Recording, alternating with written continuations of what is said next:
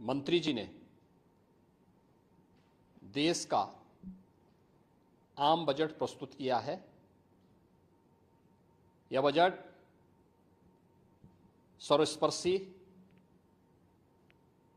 सर्वसमावेशी, विकासोन्मुख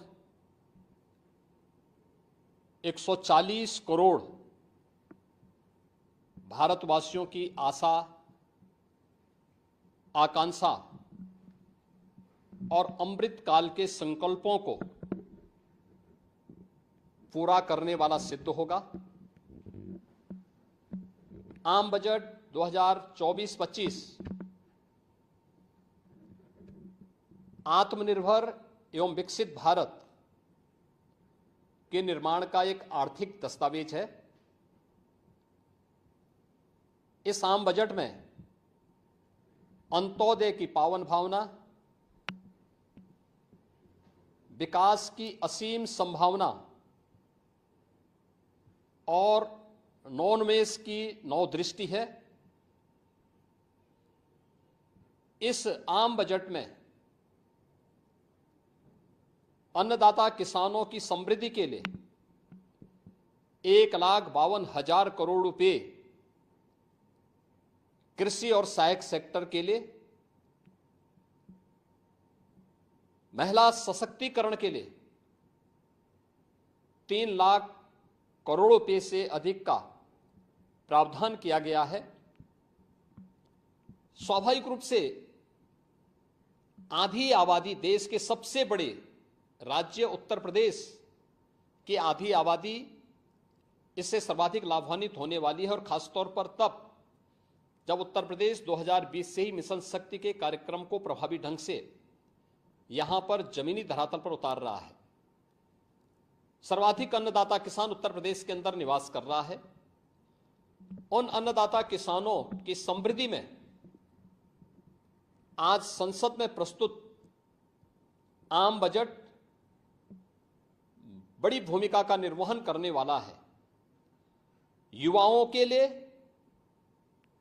लाखों नौकरियों के साथ साथ मध्यम वर्गीय परिवार के लिए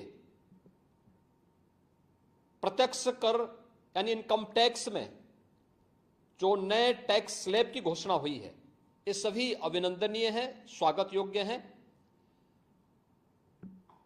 इस पूरे बजट को अगर मैं कह सकता हूं कि यह बजट भारत को $5 ट्रिलियन की इकोनॉमी में बदलने के संकल्प के साथ ही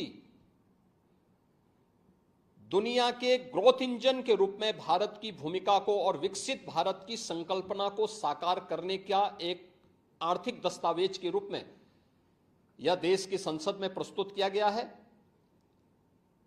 इस 140 करोड़ जनता जनार्दन के लिए समर्पित,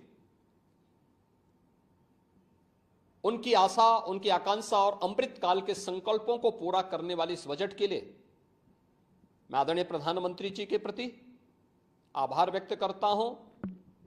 माननीय केंद्रीय वित्त मंत्री माननीय श्रीमती निर्मला सीतारमण जी को और उनकी पूरी टीम का मैं अभिनंदन करता हूं। मध्यम वर्ग को राहत देने के लिए इस आम बजट में जो उपाय किए गए उसको लेकर क्या कहना चाहिए? देखिए, मध्यम वर्गीय परिवार में टैक्स के बारे में सबसे बड़ी छूट आज उपलब्ध हुई है, और ये लंबे वर्ष समय से ये मांग चली आ रही थी। 3 लाख तक के प्रत्यक्ष कर यानी इनकम टैक्स में कोई भी टैक्स नहीं लगेगा। इसके साथ साथ अन्य जो स्लैब भी दिए गए हैं वे काफी राहत भरे हैं। अलग अलग सेक्टर के लिए जो प्रावधान किए गए हैं, गांव के लिए, गरीब के लिए, किसान के लिए, नौजवान के लिए, एमएसएमई सेक्टर के लिए, ये लाखों नौकरियों को क्रिएट इससे होगा। इंडस्ट्री के लिए जो प्रावधान किए गए हैं, मुझे लगता है ये सभी स्वागत योग्य हैं, और नौजवानों के लिए, समाज के हर तबके के लिए, महिला सशक्तिकरण के लिए, अन्नदाता किसानों के लिए, सभी तबके के लिए जो कुछ भी प्रावधान इसमें किया गया है, मैं कह सकता हूं कि यह राम राज्य की अवधारणा को साकार करने वाला एक सर्वस्पर्शी, सर्वसमावेशी और विकासोन्मुख बजट के रूप में यह मोदी 3 का यह पहला बजट जाना जाएगा।